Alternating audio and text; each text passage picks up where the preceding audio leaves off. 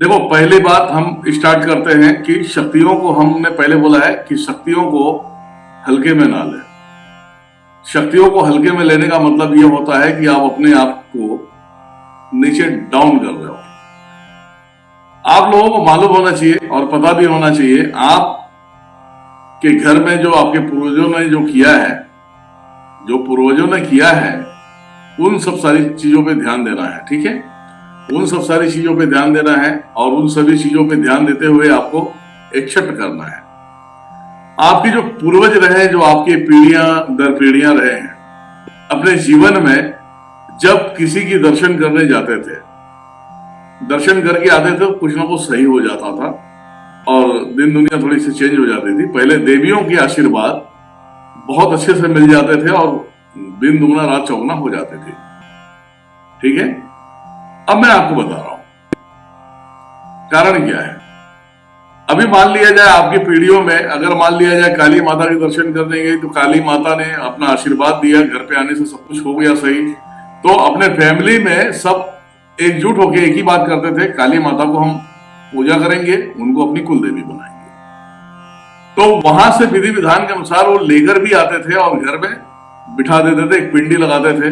काली माता हो गई या मारुका हो गई या भवानी हो गई या कोई देवता हो गया, तो ऐसे लोगों का घर के अंदर पिंडी और त्रिशूल लगा देते थे, तो उनकी पूजन करना चालू करते थे। जब तक पूजन अच्छे से होता था तब तक उनके घर में खुशियां रहती थी, खुशहाली रहती थी। और जैसे पीढ़ियां खत्म होना चालू हुआ और नई पीढ़ियां आना चालू हुआ, नई पीढ़ियों में साइंस विज्ञान जिसे घुसना स्टार्ट हो गया, तो इन लोगों ने क्या किया, पिंडियों को उखाड़ के फेंक दिया। देवी कौन है, किसको मानते ये नहीं जानते, इसके लिए वो पूजा नहीं करते। तो जब तक इनके पूर्वज जिंदा थे, जब तक ये तरक्की पे थे, जब पूर्वज मर गए तो उस विधि विधान के अनुसार ना कुल देवियों का पूजा हुआ ना किसी और का पूजा हुआ। तो ये मत सोचो कि आपकी कुल देवियां जो आपके घर में कुल देवी स्वरूप में बैठी है वो देवी तुम्हारा नुकसान कर रही है। वह देवी जब पूजा नहीं पाती है, वह देवता पूजा नहीं पाता है, वो आपके पितृ पूजा नहीं पाते हैं, तो आप पे ध्यान देना बंद कर देते हैं। जब ध्यान देना बंद कर देते हैं तो अनेक प्रकार की परेशानियां आपके जीवन में आती है। अनेक प्रकार की परेशानियां जैसे दुश्मनी बढ़ जाना, रोजी रोजगार में तुम्हारे रुकावट आना, दिमाग काम नहीं करना, ये सब सारी परेशानियां आपको आती हैं। ठीक है, अब ये परेशानियां आने का कारण क्या है। अब जैसे आप साइंस और विज्ञान में घुस गए और इस विज्ञान और साइंस के तरीके से चल रहे हो, बोलते हो भगवान है ही नहीं, देवी देवता है ही नहीं, कोई कुछ नहीं है, तो ऐसे में क्या होता है, तरक्की तो आप कर लेते हो, पढ़े लिखे लोग हो, तरक्की कर लेते हो, आईएएस बन जाते हो, पुलिस वाला बन जाते हो, बड़े अधिकारी बन जाते हो। ये अधिकारी बनने के बाद ये कभी भी देवी देवताओं पर भरोसा नहीं करते। परंतु ये बात हमेशा ध्यान में रखो, घर में घटनाएं होते रहती हैं। घर में घटनाएं क्या होगी, घर में कभी बीवी की तबीयत खराब हो जाएगी, कभी बच्चे की तबीयत खराब हो जाएगी, एक दूसरे में नहीं जमेगी, इन दूरियां बढ़ना स्टार्ट हो जाता है। जब दूरियां बढ़ना स्टार्ट हो जाता है तो ये कारण क्या होता है, इसका कारण क्या है, इसके विषय में मैं बताना चाहूंगा। जब तुम तरक्की की सीढ़ियों पे चढ़ना चालू होते हैं तो तुम्हारे दुश्मन पहले तुम्हारे ऊपर ध्यान देते हैं कि हम तो इसी हालत में रह गए और ये आगे तरक्की कर रहा है और इसकी अकड़ भी देखो, धमकी देता है, दुनियादारी करता है। ये अच्छे खासे सत्ते पे जाने के बाद ये अपने आप के सामने किसी को नहीं समझता है, तो वो तांत्रिकों के पास जाना चालू कर देता है, मांत्रिकों के पास जाना चालू कर देता है, और तुम नहीं मानने वाले लोग बड़े आसानी से इन बुरी आत्माओं के कब्जे में आ जाते हो।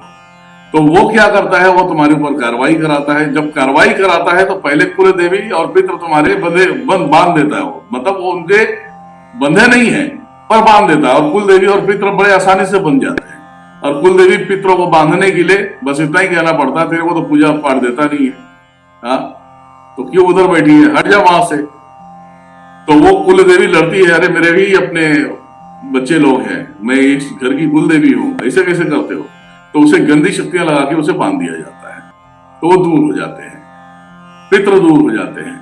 अब रही कि तुम्हारे घर में बड़े आसानी से वो तंत्र प्रयोग करेंगे, तुम्हारे घर में स्थापित करेंगे, तुम्हारे ऊपर स्थापित करेंगे। जब ये स्थापित करेंगे तो अब तुम्हें सपोर्ट करने वाला कोई है नहीं, तुम्हारी कुल देवी और पितृ तुम्हारे साथ छोड़ दिए। तो अब क्या होता है, इसमें दिक्कतें ये आती है कि आप अचानक शांत रहने के बावजूद किसी से झगड़े कर लेते हो। झगड़े कर लेते हो तो उसमें केसेस बनना हो जाता है, झगड़े हो जाना, मारपीट हो जाना। घर में पत्नी से नहीं जमना, बेटे से नहीं जमना, बेटियों से नहीं जमना। आपके घर में ही ऐसा होता है कि लड़की किसी के साथ में अफेयर में भाग जाती है, या औरत तुम्हारी बच्चला निकल जाती है, या लड़के का एक्सीडेंट हो जाता है, या तो तुम खुद बीमार पड़ जाते हो। ये सारे माहौल को देखते हुए आप हार्ट अटैक की बीमारी भी पाल लेते हो। तो ये चीजें होती है कि हम जब अपने पूर्वजों के बिठाए हुए शक्तियों को नहीं मानते हैं और हम अपने पितरों को नहीं मानते हैं, तो ये दुनिया की परेशानियां हमें झेलनी पड़ती हैं।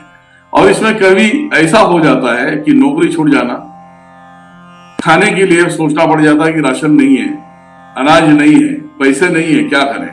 तो आप इसमें क्या करते हो, गोल्ड रहे या कुछ भी रहे उसे बेचोगे, जमीन बेचोगे, घर बेचोगे, सारी चीजें बेच के अपने परिवार को पालने की कोशिश करोगे। लास्ट में सब कुछ बेच के खा जाओगे, रोड पे आ जाते हो।